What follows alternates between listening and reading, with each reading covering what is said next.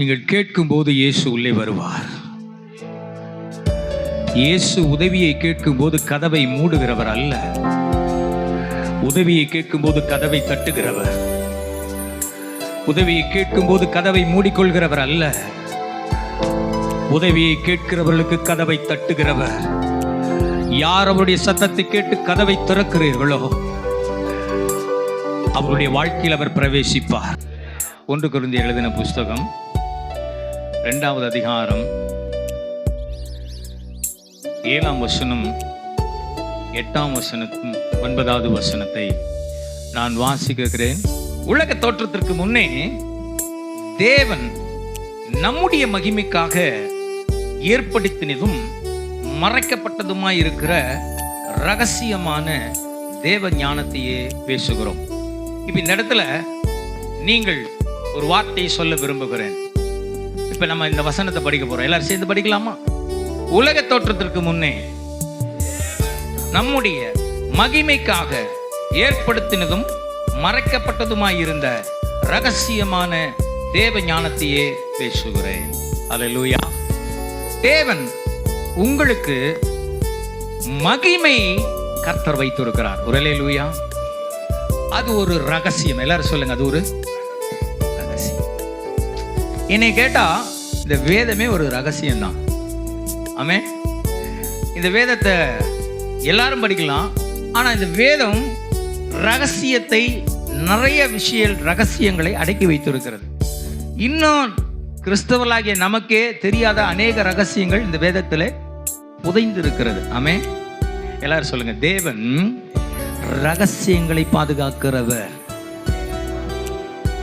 புரியுதா நான் சொல்றது? தேவன் எப்பொழுதுமே ஒரு ரகசியத்தை பாதுகாக்கிறார்.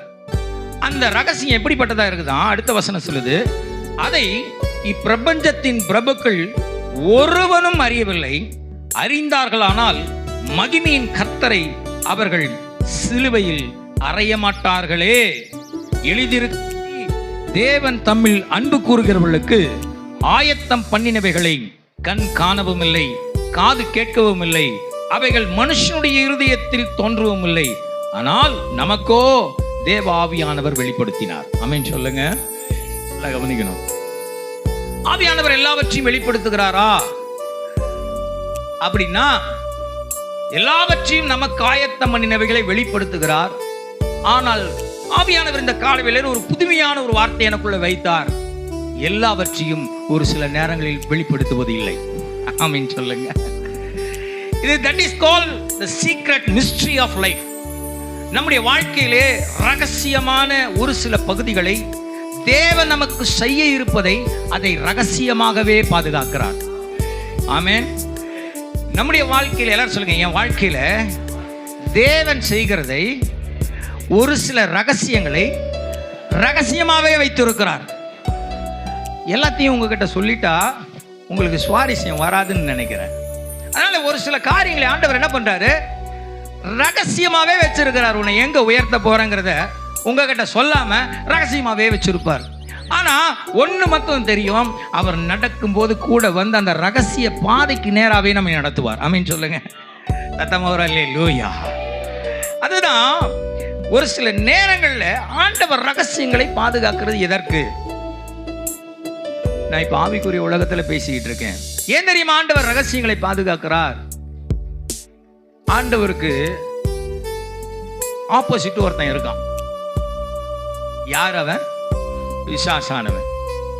ரகசியத்தை உங்களிடத்தில் தெரிவித்து விட்டால் அந்த ரகசியம் கூர்ந்து கேட்க இன்னொருவன் காத்திருக்கிறான். ஆமென் சொல்லுங்க. புரியுதா? அதனால ஒரு சில நேரங்களிலே ஆண்டவர் நம் வாழ்க்கையிலே செய்ய போகிற காரியங்களை நமக்கே வெளிப்படுத்தாமல் பத்திரமாய் பாதுகாக்கிறார். ஆமென் சொல்லுங்க. யாருக்கெல்லாம் விளங்குது நான் சொல்றது? கொஞ்சம் கொஞ்சமா போவோம். பிசாசுக்கு எப்பயுமே உங்களை பத்தி தேவன் என்ன வைத்திருக்கிறார் என்பதை அறிந்து கொள்வதில் ரொம்ப கூர்ந்து கவனமா இருப்பான்.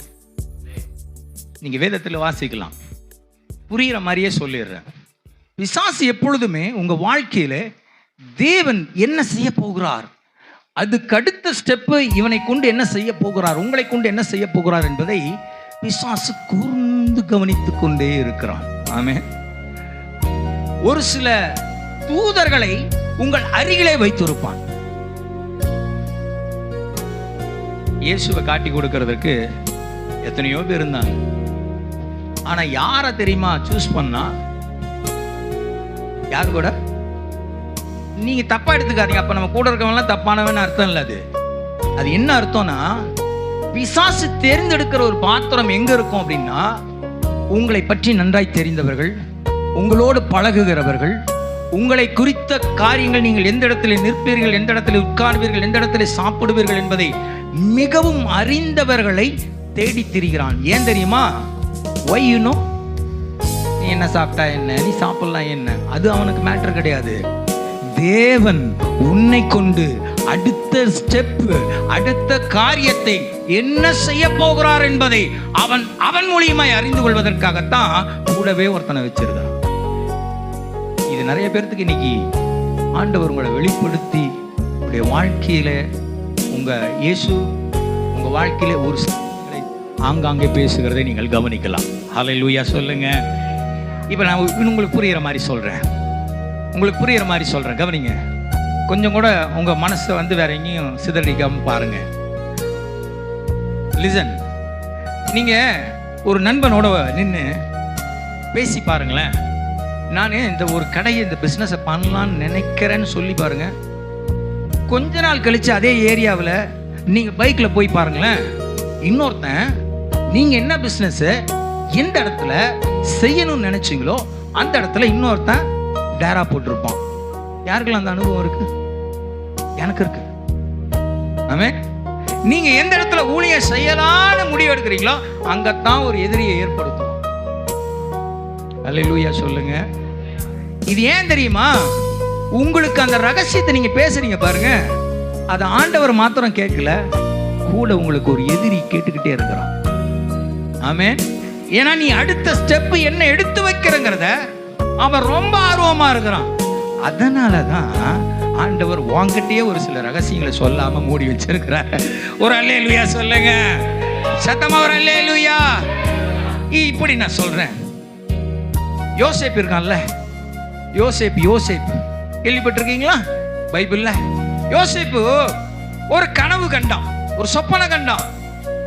யோசேப்பு ஒரு சொப்பனை என்னத்தை கண்டான்? என்ன கண்டான்? நெற்கதிர்கள் தலை குனிஞ்சு நிக்கிற மாதிரி கனவு கண்டான். ஆண்டவர் அதோட தானே நிறுத்திக்கிட்டார் தானே? அதுக்கு மேல அவனை பத்தி ஏதாவது அவனை வெளிப்படுத்தினாரா? பக்கத்துல பார்த்து சொல்லுங்க. ஆண்டவர் ஒரு சில ரகசியங்களை கொஞ்சம் சொல்லிட்டு நிறுத்திடுவார். ஏன் தெரியுமா? இவன் என்ன தெரியுமா பண்ணா? உடனே அவங்க அண்ணன்களை பத்தி தான் அவர் சொப்பனமே கொடுத்தாரு. இவன் யார பத்தி சொப்பனம் ஆண்டவர் கொடுத்தாரோ அவங்க கிட்டயே போய் சொல்றான். என்னன்னு பாரு, நீங்க எல்லாம் என்ன பண்ண போறீங்க? எனக்கு தலை குனிஞ்சு நிக்க போறீங்க, இப்படி ஒரு சொப்பனத்தை கண்டேன்னு. இப்ப என்னாச்சு தெரியுமா?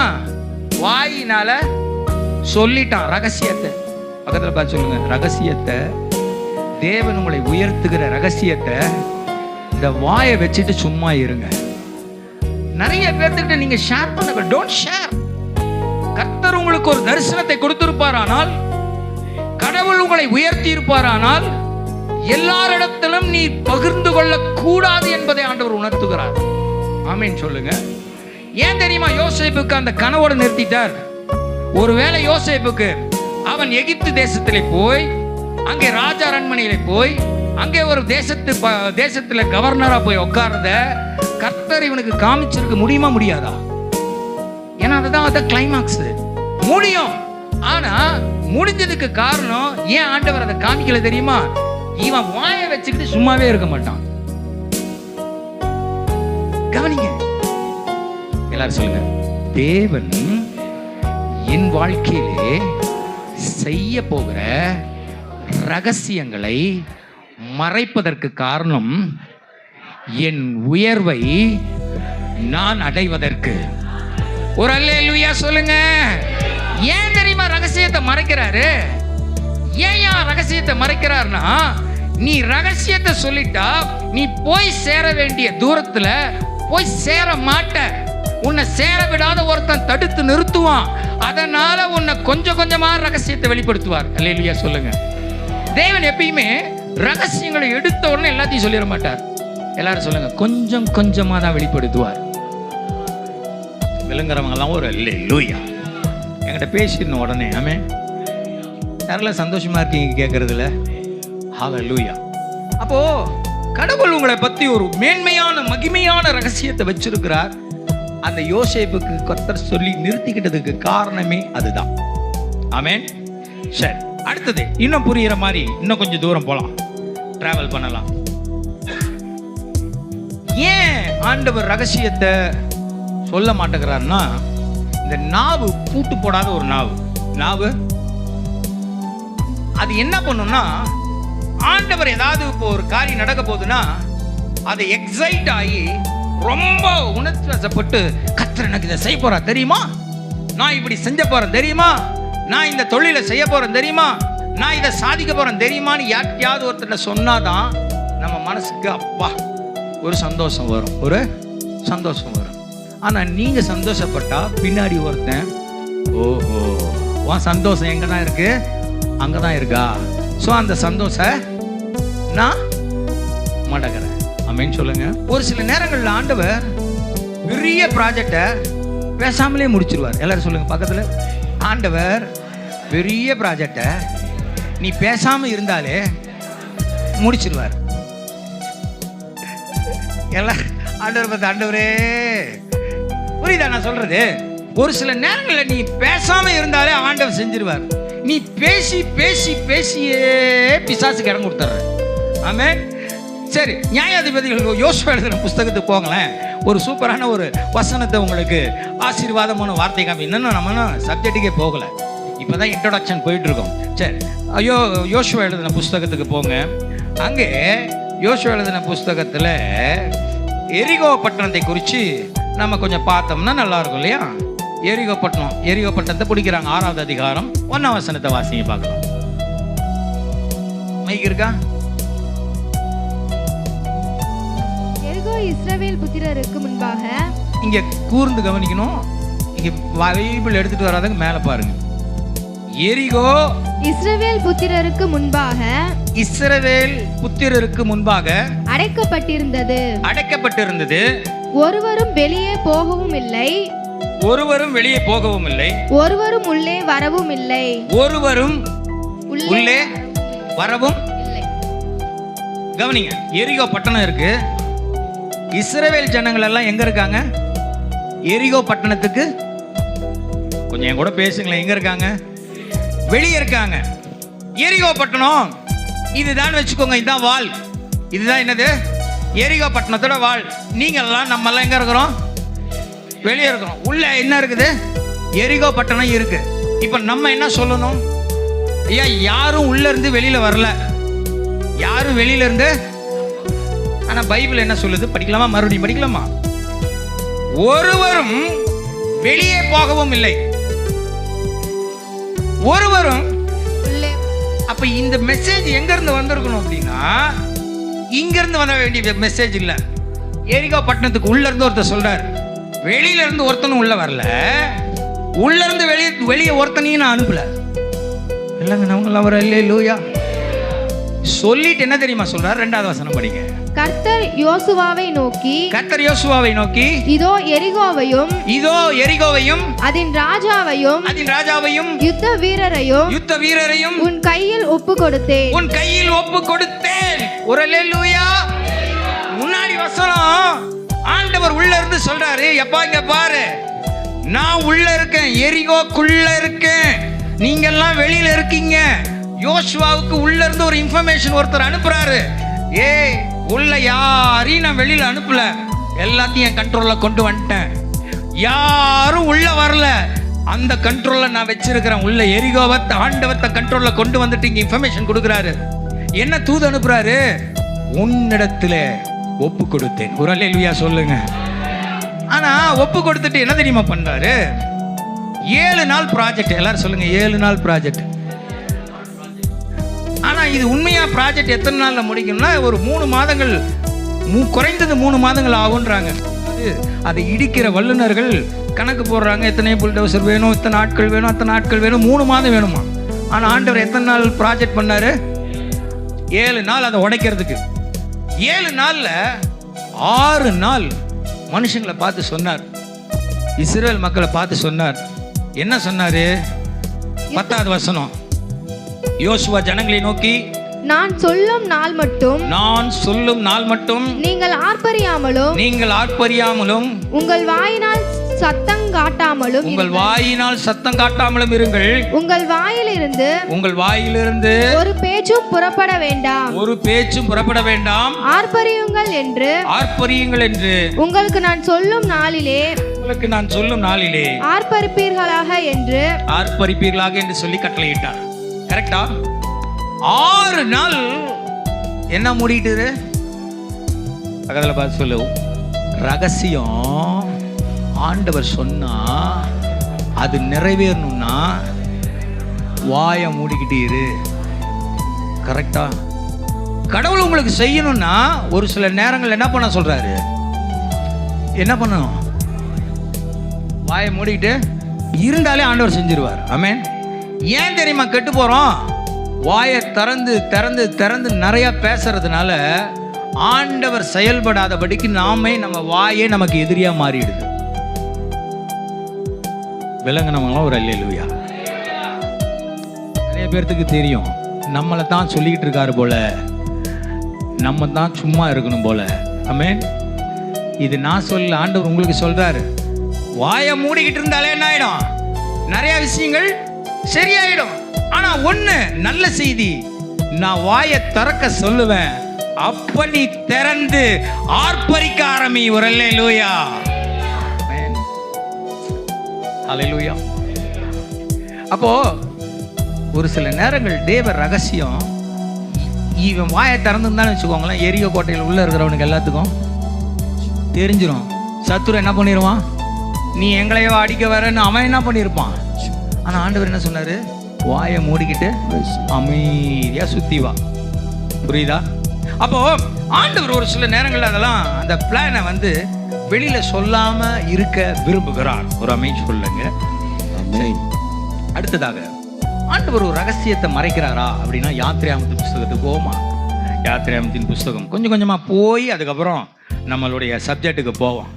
யாத்திராமத்தின் புஸ்தகம் 14வது அதிகாரம் 19வது வசனம்.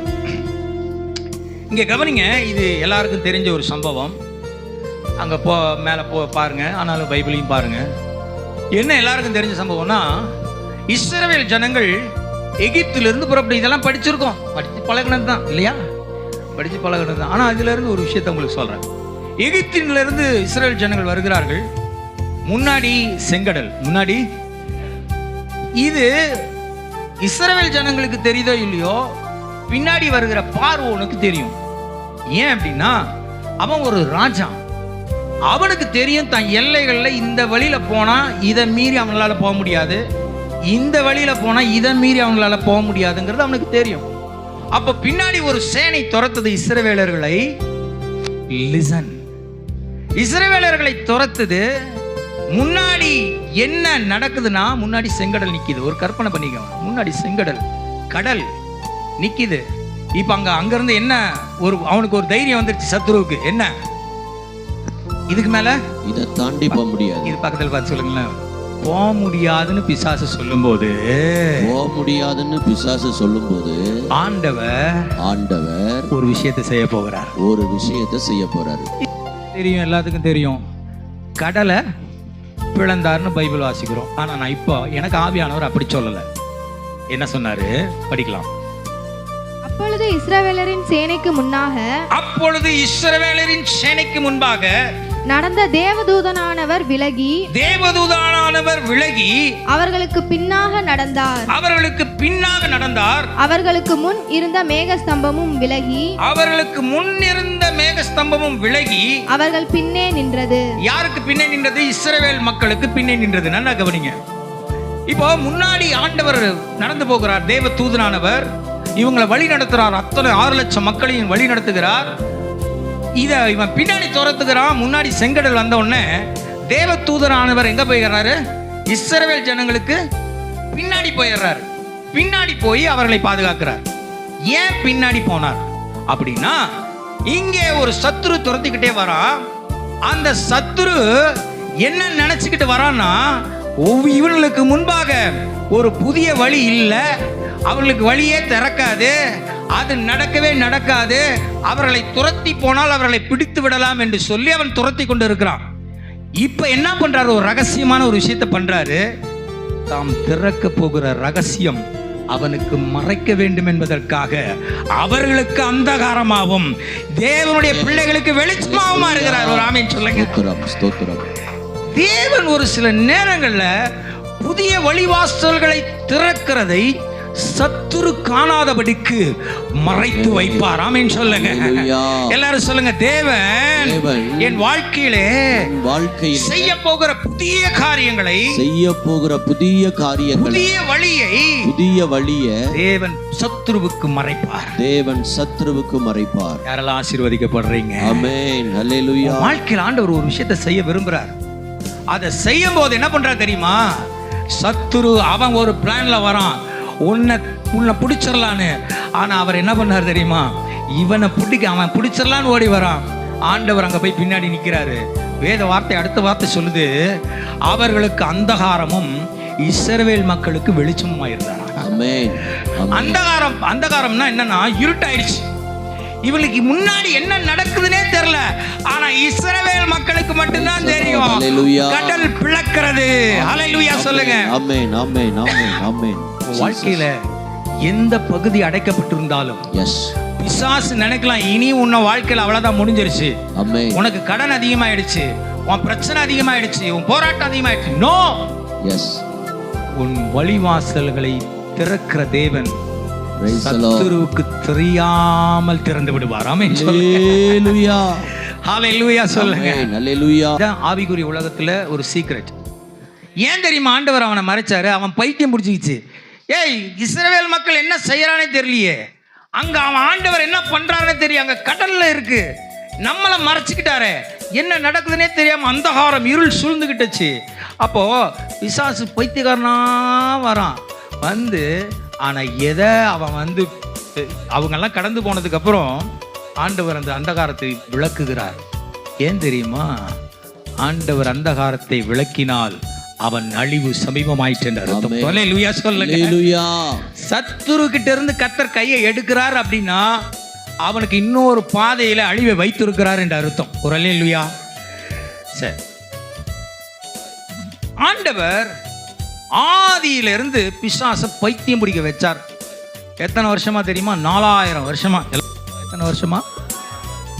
பக்கத்தில் பார்த்து சொல்லுங்க. 4000 வருஷமா நம்ம ஆண்டவர் பிசாசை பைத்தியம் பிடிக்க வச்சார். உங்களுக்கு தெரியுமா ரகசியம்? தெரியுமா? எப்படி படிக்கலாமா?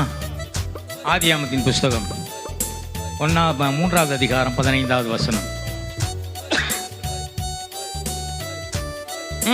உனக்கும் ஸ்திரீக்கும், படிங்களேன். ஸ்திரீக்கும் உன் வித்துக்கும் அவள் வித்துக்கும் பகை உண்டாக்குவேன், அவர் உன் தலையை நசுக்குவார், நீ அவர் குதிங்காலை நசுக்குவாய் என்றார். ஆமென். பைபிள் படிக்கும்போது எப்படி படிக்கணும்னா கம்பீரம் வரணும். புரியுதா? பயப்படாதே அப்படின்னா, நீங்க பயப்படாதே சொன்னார். பயப்படாதே, நான் உன்னோடு இருக்கிறேன், அப்படி படிக்கணும். ஆமென். இங்க சொல்றாரு, உனக்கும் ஸ்திரீக்கும் உன் வித்துக்கும் அவள் வித்துக்கும் பகையை உண்டாக்குவேன், நீ அவர் உன் தலையை நசுக்குவார், நீ அவர் குதிங்காலை. இங்க ஏதாவது உங்களுக்கு புரிஞ்சுச்சா? ஒரு ரகசியத்தை மூடி வச்சிட்டார். ஹல்லேலூயா. ஏன் தெரியுமா ரகசியத்தை பிசாசுக்கு மூடுறாரு? அவனை பைத்தியம் பிடிக்க வைக்கிறதுக்கு. ஆமென். இங்க என்ன பைத்தியம் பிடிக்க வச்சாருன்னா, அந்த ஸ்திரீ யாருன்னு சொல்லல. அல்லேலூயா சொல்லுங்க.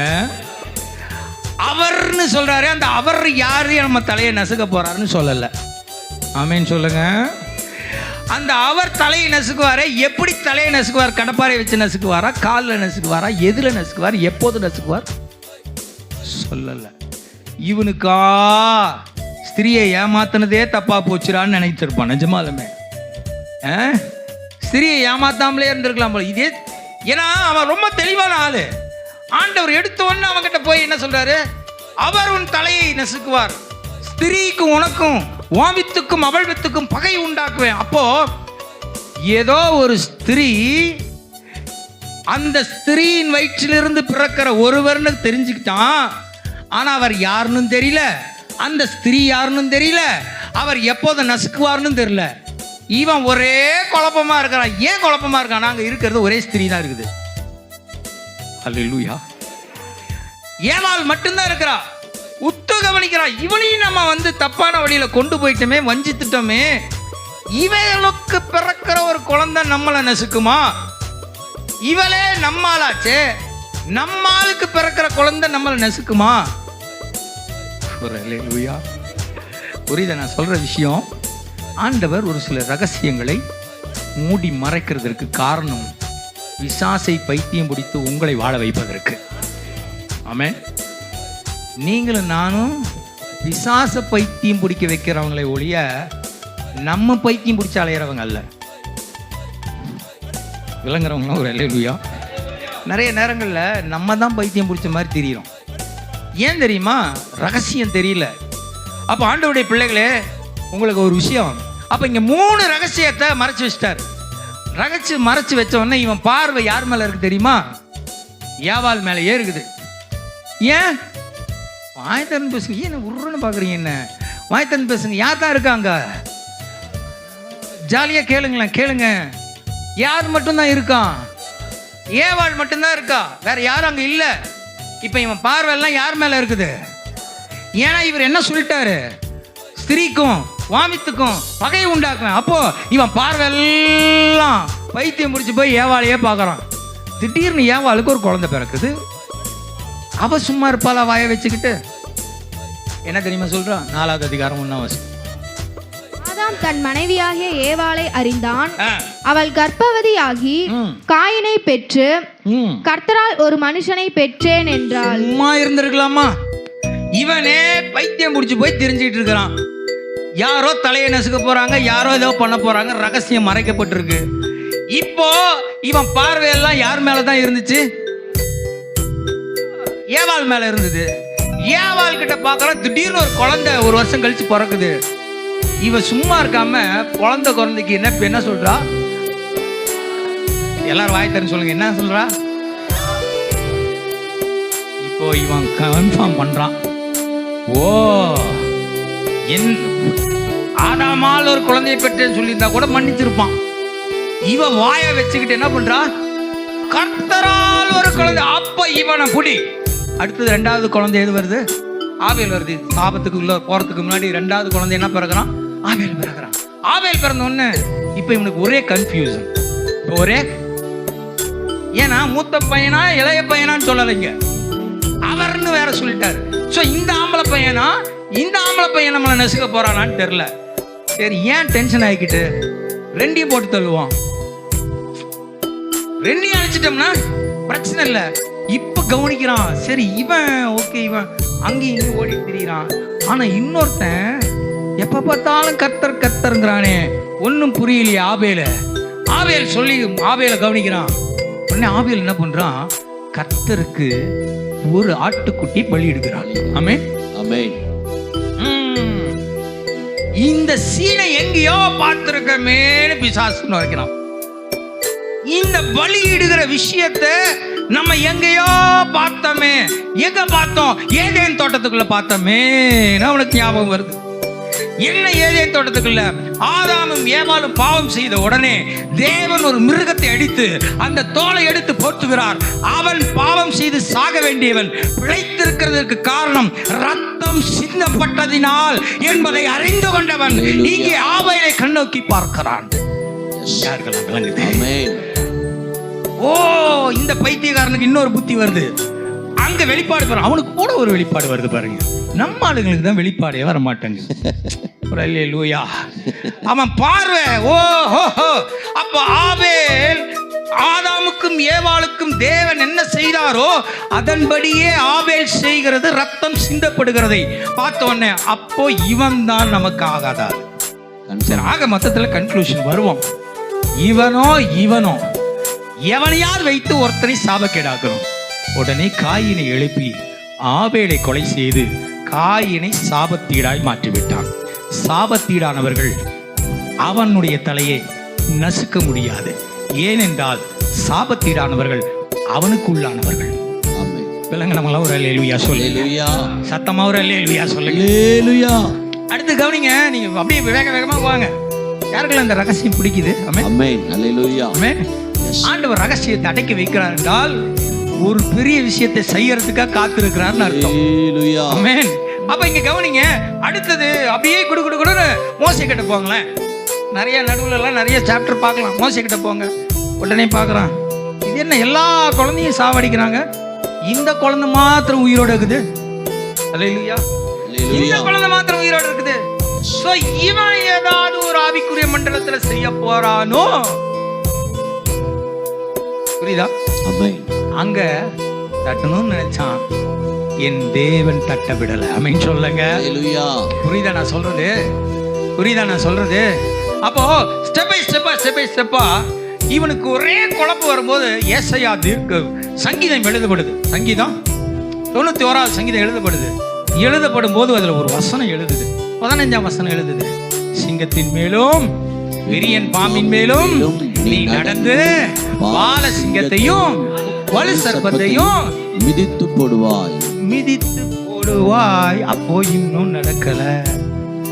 நிறைவேறாத தீர்க்க தரிசனம் அங்க எழுதப்படுகிறது. உடனே அவனுக்கு மனப்பாட வசனம் தெரியுமா? ஒரு நாள் ஒரு பிசாசை ஓட்டிக்கிட்டு இருக்கு, வந்து முழங்கால் போட்டாங்க.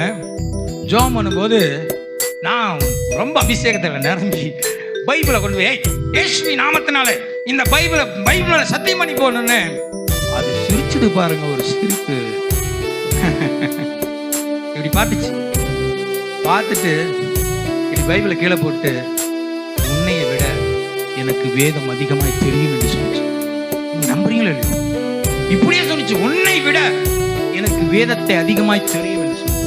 அப்போ கண்டுபிடிச்ச ரகசியம் தான் இது. 91ஆம் சங்கீதம் பிசாசு மனப்பாடமான சங்கீதம். ஏன் தெரியுமா? 14ஆம் வசனம் படிங்க. அவன் என்னிடத்தில் வாஞ்சையா இருக்கிறபடியால் அவனை விடுவிப்பேன், என் நாமத்தை 12ஆம் வசனம் படிங்க. உன் பாதம் கல்லில் இராதபடிக்கு அவர்கள் உன்னை தங்கள் கைகளில் ஏந்தி கொண்டு போவார்கள். இது எங்க தெரியுமா பேசினா? இயேசு கிறிஸ்து 40 நாள் உபவாசம் இருக்கும்போது, ஐயா இங்கிருந்து தாழ குதியும், உடைய பாதங்கள் கல்லில் இடராதபடிக்கு அவர்கள் உங்கள் தங்கள் கைகளில். அவன் நினைச்சான் இயேசு அடுத்த வசனத்தை சொல்லி ஒரு வெளிப்பாடு கொடுப்பாருன்னு. ஆகல. புரியுதா? சரி, அதுக்கு அப்புறமா போவோம், லாஸ்டா போவோம். இப்போ இங்க வரான், இன்னும் நிறைவேறலுங்க கண்டுபிடிச்சிட்டான். இப்ப ஏசாயா தீர்க்க தரிசனம் எழுதப்படுகிறது, இதோ ஒரு கன்னி கர்ப்பவதியாகி.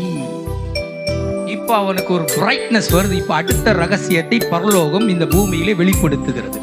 விலங்கெல்லாம் ஒரு அல்லேலூயா.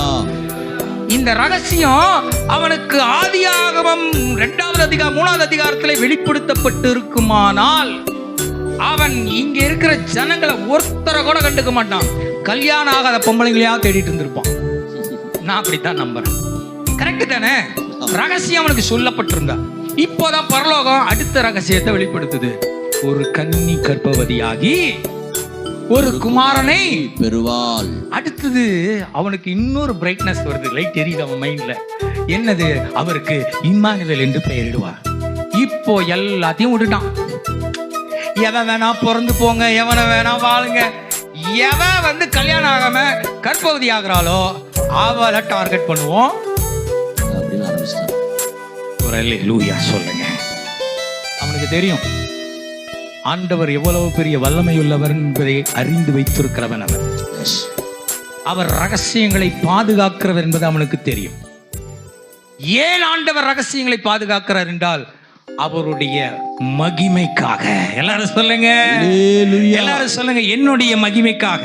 என்னுடைய உடனே பேசுங்க, என்னுடைய மகிமைக்காக. என்னுடைய மகிமைக்காக. உங்க பேரை சொல்லி சொல்லுங்க, சைமனாகிய மகிமைக்காக, தனசேகராகிய மகிமைக்காக. வாயை திறந்து உங்க பேர் சொல்லுங்க, உங்க பேரை சொல்லி சொல்லுங்க, என்னுடைய மகிமைக்காக. என்னுடைய மகிமைக்காக அவர் ரகசியங்களை மறைத்து வைத்திருக்கிறார். அல்லேலூயா. ஆமென், ஆமென். இப்ப அடுத்தது கவனிங்க. இப்ப அவனுக்கு 2 டிப்ஸ் கிடைச்சிருச்சு. என்ன? ஒண்ணு கன்னி, இன்னொன்னு ஆமா, அதுக்கப்புறம் நடுவுல கன்னி பிறந்ததா, கன்னியினால கற்போதியானாங்களாம் தெரியல, பைபிள் எதுவும் இல்லை. ஆனா இவன் ஒண்ணு கன்ஃபார்ம் பண்றான், கன்னியின் வயிற்றில பிறக்கிறவர் இம்மானுவேல் என்று வைப்பார்களானால் அவர் தாயா நம்ம தலையை நசுக்க போகிறவர். ஒரு அல்லேலூயா சொல்லுங்க. அல்லேலூயா. அவன் அப்படி கன்ஃபார்ம் பண்ணிட்டான். கன்ஃபார்ம் பண்ணிட்டு இப்ப அடுத்த தேடலுக்கு போகிறான். அவது எழுதப்பட்டு 700 வருஷங்கள் தேடல் நின்று போச்சு. ஆனா அவனுக்கு ஒரு சந்தோஷமான செய்தி என்னன்னா, 700 வருஷம் அவனுக்கு பிரச்சனை இல்லை. அதுக்கு முன்னாடி வரைக்கும் பைத்தியம் முடிச்சு போய் அளந்தவன் 2 டிப்ஸ் கிடைச்சிருச்சு யாருன்னு. ஆனா இப்ப என்ன பிரச்சனைனா, அந்த கன்னி என்ன ஊருன்னு சொல்லல. அந்த கன்னி எப்படி யாரோட சந்ததியில வந்திருக்குன்னு தெரியாது. ஆனா அந்த அவர் பிறக்கிறவர் இம்மானுவேல் கண்டுபிடிச்சிட்டா. முடிச்சிட்டு இப்ப தேடிக்கிட்டு இருக்கான். ஒரு கன்னி 700 வருஷங்களுக்கு அப்புறமாக கர்ப்பவதி ஆகிறாள். அல்லேலூயா சொல்லுங்க. இப்ப அவன் பார்வையெல்லாம் அங்க போச்சு. இப்ப குழந்தை பிறக்குது. அவருக்கு இயேசுன்னு பெயரிடுறாங்க. தேவ தூதர்கள் வந்து சொல்லுகிறார்கள், அவருக்கு இம்மானுவேல் என்று பெயரிடுவாயன்னு சொல்றாங்க.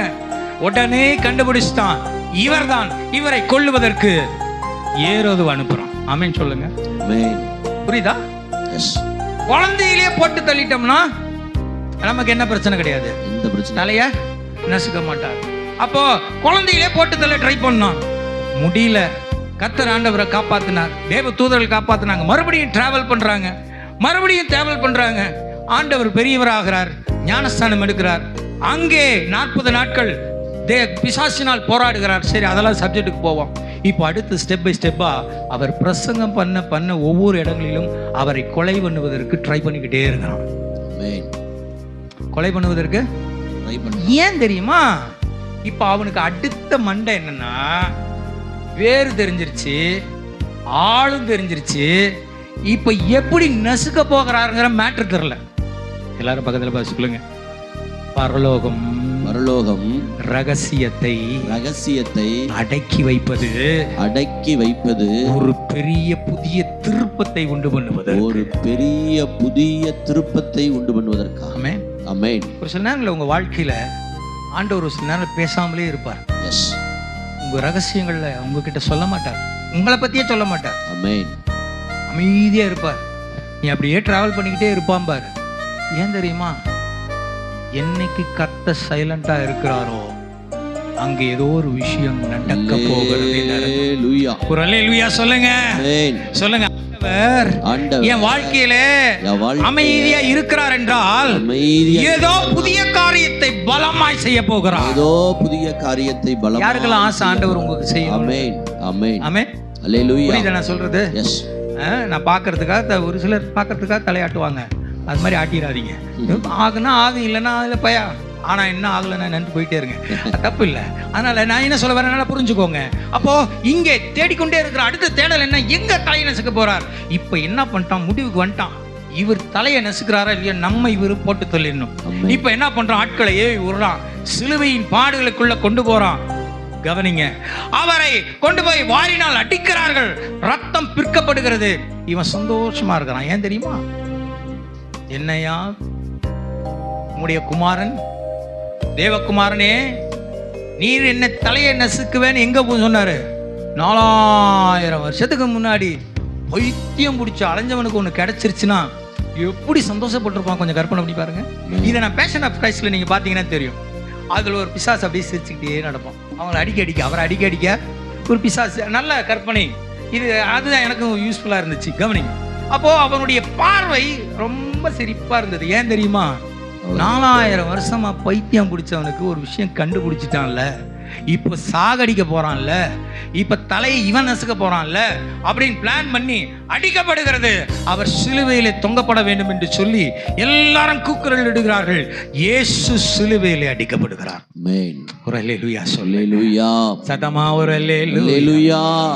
கைகளிலே ஆணிகள் அடிக்கப்படுகிறது, கால்களிலே ஆணிகள் அடிக்கப்படுகிறது, தலையிலே முள்முடி சுட்டப்படுகிறது, ரத்தம் ஒழுகுகிறது.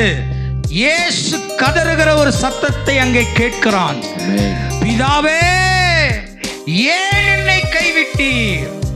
எஸ். பரலோகம் சைலண்டாய். எஸ். ஏன் தெரியுமா? ஏன் தெரியுமா? பக்கத்துல பாசு. அந்த ரகசியம் உனக்கு தெரியுமா? அந்த ரகசியம் உனக்கு தெரியுமா? புரியுதா நான் சொல்றது? ஏன் தெரியுமா பரலோகம் அமைதியா இருக்கிறது? இவர் கதறுகிறார், பிதாவே ஏன் என்னை கைவிட்டீர்?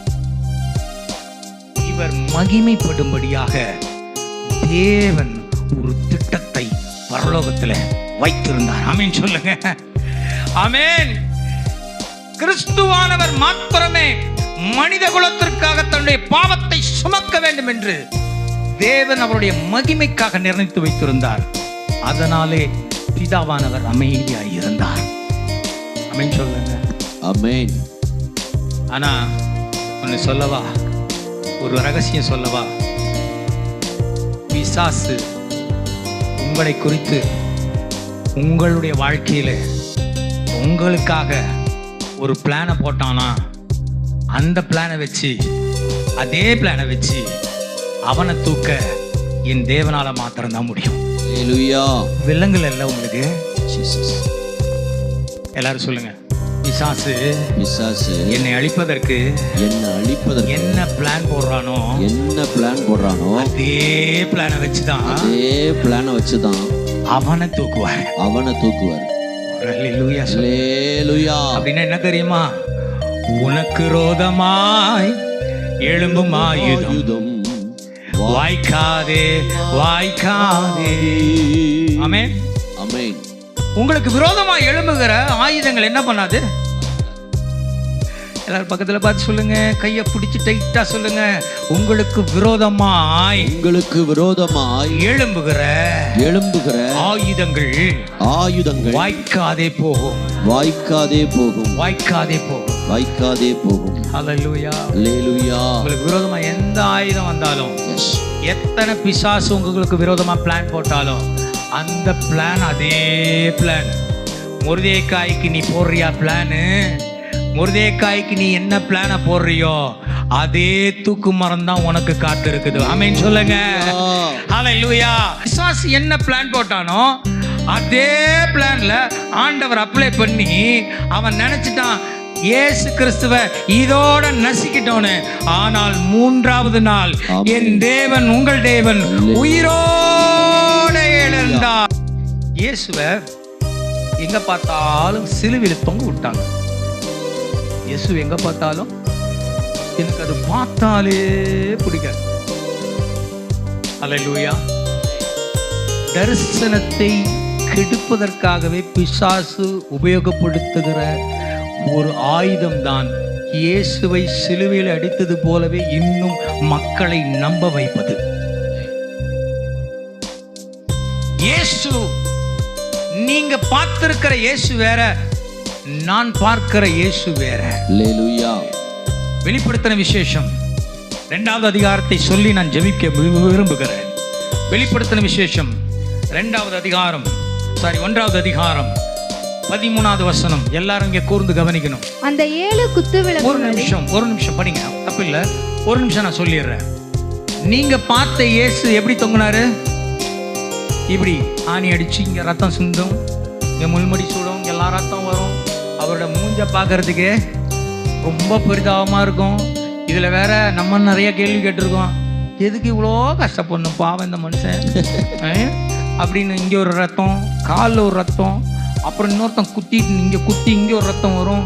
இப்படியெல்லாம் அப்படி ஒரு ரத்தத்தை பார்த்து பார்த்து பார்த்து இயேசு இன்னும் தொங்கிட்டு இருக்கிறாருன்னு நினைக்காதீங்க. என் இயேசு எப்படி இருக்காருன்னு படிக்கலாமா?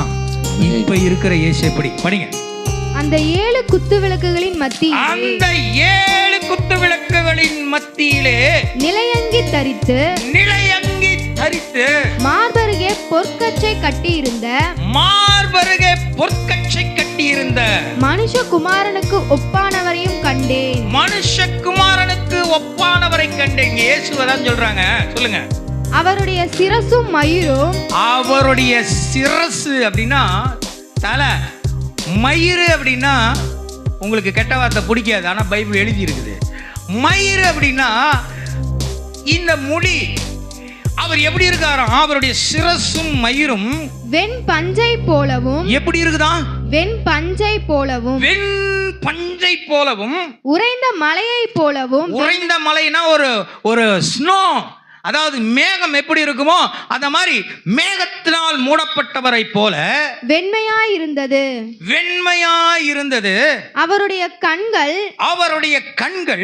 அக்கினி ஜுவாலையை போல் இருந்தது. அக்கினி ஜுவாலையை போல் இருந்தது. அப்படின்னு அக்கினி ஜுவாலை பார்த்திருக்கிறீங்களா? அக்கினி ஜுவாலை பார்த்தது இல்லைல்ல. ஒரு இரும்ப அக்கினி ஜுவாலைக்கு அதுதான் சரியான அர்த்தம். தங்கத்தை அடிக்கிறது கூட அக்கினி அவ்வளோ அதிகமாக இருக்காது. ஒரு இரும்பு எஃகு பட்டறைங்களில் பார்த்தீங்கன்னா இப்படி சுற்றுவாங்க. அந்த இரும்பை உள்ள அடிப்பாங்க பாரு, அப்படி பல பல பல பல பல பல பலன்னு அப்படி இருக்கும். என் இயேசுவை அன்னைக்கு ஒரு அறைந்தார்கள், அமைதியாக இருந்தார். அன்னைக்கு கண்களை மூடிக்கொண்டு யார் இவர் என்று சொல் என்று கேட்டார்கள். அந்த இயேசு அல்ல இப்ப இருக்கிறவர். அவர் பார்த்தா நீ செத்துடுவ. ஆமென். எஸ். அவர் ஒரு பார்வையை பார்த்தால் நீ சுருண்டுருவ. அக்கினி ஜுவாலை. யாரிடத்துல எதிர்த்து நிற்க முடியாது என்றால் என் இயேசுவின் கண்களுக்கு முன்பாக கூட ஒருவனாலும் எதிர்த்து நிற்க முடியாது. அல்லேலூயா. அல்லேலூயா சொல்லு. அல்லேலூயா. பிசாசு ஏயா உங்களை பக்கத்துல ஜெபம் பண்ணும்போது அலறான்? ஏனென்றால் அவருடைய அக்கினி ஜுவாலை அந்த இடத்துல வரும்போது உங்களிடத்துல நெருங்கி பிசாசு வர முடியாது. ஆமென் சொல்லுங்க. அல்லேலூயா. எல்லாரும் சொல்லுங்க. எனக்குள்ளே இயேசு இருந்தால் என் கண்களும் அக்கினியாய் மாறும். ஒரு அல்லேலூயா. அல்லேலூயா. ஸ்தோத்திரம். அடுத்தது சொல்றாரு, படிங்க. அவருடைய பாதங்கள் உலைக்களத்தில் காய்ந்த பிரகாசமான வெண்கலம் போல் இருந்தது. பல பல பல பலன்னு அவருடைய கால் இருந்ததாம். அவருடைய சத்தம் பெருவெள்ளத்து இரைச்சலை போல் இருந்தது. பெருவெள்ளத்து இரைச்சலாம் எப்படி இருந்ததா? பெருவெள்ளத்து இரைச்சல் பார்த்துருக்கீங்க? சுனாமி வந்தப்ப இன்னும் போட்டு யூடியூபை போய் பாருங்க, சத்தமா வச்சு காதல வச்சு கேளுங்க. அந்த பெருவெள்ளத்து இரைச்சல், அது வர வேகம், அது என்னால வாயில உங்களால சொல்ல முடியாது. அவருடைய சத்தம் எப்படி இருந்ததா? பெருவெள்ளத்து இரைச்சல். அப்படின்னா என்ன தெரியுமா அர்த்தம்? அவர் ஒரு வாயை திறந்து உன் வாழ்க்கை மாறும் என்று சொன்னால் வாழ்க்கை தலைகளா மாறும். அல்லேலூயா. ஆமென் சொல்லுங்க. அல்லேலூயா. அவருடைய வார்த்தை அவ்வளவு பலம் உள்ளது. நீங்கள் இப்ப கேட்டுக்கிட்டு இருக்கீங்களே, இவ்வளவு ரகசியங்களை ஆண்டவர் உங்களுக்கு வெளிப்படுத்தினாரே, அது எங்க இருந்து வந்தது?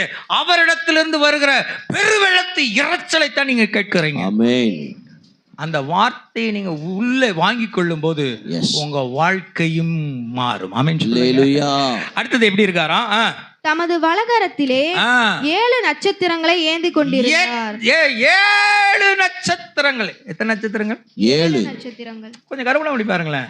Oh my God. 7 நட்சத்திரம். ஒவ்வொரு நட்சத்திரம் ஒவ்வொரு பூமியை விட பல மடங்கு அதிகமா பெருசு. பூமியை விட பல மடங்கு அதிகம். 7 நட்சத்திரங்களை வலது கையில என்ன பண்றாரு? ஏந்தி. 5ன்னா கூட 5 விரலுக்கு 1 ஏந்திரான்னு சொல்லலாம். எத்தனை ஏந்திருக்கிறாராம்? 7. தரிசனத்தை பார்க்கறான், கவனிங்க. 7 நட்சத்திரங்களை ஏந்தினவராயும் அவர் வாயிலிருந்து இருபுறமும் கருக்குள்ள பட்டயம் புறப்பட்டது. இருபுறமும் கருக்குள்ள பட்டயம், தேவனுடைய வார்த்தை புறப்படுகிறது. அவருடைய முகம் வல்லமையாய் பிரகாசிப்பிக்கிற சூரியனை போல் இருந்ததாம். நான் அவரை கண்டபோது செத்தவனை போல செத்துடுவனி. இப்ப இருக்கிற இயேசு கிறிஸ்துவை நீ காரி துப்ப கூட முடியாது. Amen. நீ அந்த நாட்கள்ல இருக்கிற இயேசு கிறிஸ்து மாதிரி பிசாசே என் ஜனங்களை தொட முடியாது. Amen. என் ஜனங்கள் தேவனுடைய ஜனங்களை இப்பொழுது சீண்டி பார்க்க கூட முடியாது. Yes. அன்னைக்கு அறையப்பட்ட இயேசு, உயிர்த்தெழுந்த இயேசு சிங்காசனத்திலே வெற்றி வேந்தனாய் சூரியனை போல பிரகாசித்து உட்கார்ந்து கொண்டு இருக்கிறார். ஆமென் சொல்லுங்க. Hallelujah. Yes. பார்த்தா செத்துடுவ. Amen. தேவ ஜனங்கள் இந்த வெளிச்சத்தை காணலனா Amen. உங்க வாழ்க்கையில பிசாசு கிரியை செஞ்சுக்கிட்டே தான் இருப்பான். Amen. உங்க வாழ்க்கையில பிசாசு எதிர்த்து நிற்க கூடாது என்றால் ஏன் அந்த ரகசியங்களை தேவன் மறைத்து வைக்கிறார் என்றால் இயேசுவை இந்த இடத்திலே மகிமையாய் அமர வைப்பதற்காக. ஒரு அல்லேலூயா சொல்லுங்க. உங்க வாழ்க்கையில ரகசியங்களை தேவன் ஏன் மறைத்து வைக்கிறார் என்றால் உங்களை மகிமையான ஸ்தானத்திலே நிறுத்தும்படியாக. Hallelujah. நீங்க நினைக்கலாம், ஐயோ இல்லையா, Hallelujah. நான் இப்படியே தான் இருக்கேன். கிடையாது. Amen. ஆண்டவர் உன் மேல ஒரு திட்டத்தை வைத்திருக்கிறார், உன் மேல ஒரு ரகசியத்தை வைத்திருக்கிறார். Yes. அந்த ரகசியம் நிறைவேறுகிற வரைக்கும் உன் ரகசியத்தை அவர் பாதுகாத்து பாதுகாத்து முதலாவது நீ யார் என்பதை வெளிப்படுத்துவார், அடுத்தது உன் பேர் என்பதை வெளிப்படுத்துவார். ஆனால் மற்ற காரியங்களிலே கர்த்தர் அமைதியாய் இருப்பார். போராட்ட நாட்களிலே கர்த்தர் அமைதியாய் இருப்பார். காரணம் என்ன? அதே போராட்டத்தை வைத்துத்தான் உன் வாழ்க்கையை மறுரூபப்படுத்துவார். Hallelujah. ஸ்தோத்திரம், ஸ்தோத்திரம். ஹல்லேலூயா. Hallelujah. யாருக்கெல்லாம் ஆசீர்வாதமா இருக்கு? Amen. ஸ்தோத்திரம். நேரம் கடந்துடுச்சு, நம்ம முடிக்க விரும்புகிறேன். தேவனுடைய பிள்ளைகளே, என் இயேசு மறுபடியும் வரப்போகிறார். Hallelujah. அவர் மகிமை பொருந்தினவராய் வரப்போகிறார். Hallelujah. மறுபடியும் வரப்போகிறவர் நம்மளை மறுரூபமாக்கி அவரோடு மகிமையிலே சேர்த்துக் கொள்வார். Amen. எல்லாரும் எழுந்து நிற்போமா? எல்லாரும் எழுந்து நிற்போமா? ஆண்டவருடைய சமூகத்தில். Yes, thank you holy spirit. நன்றி பரிசுத்த ஆவியானவரே.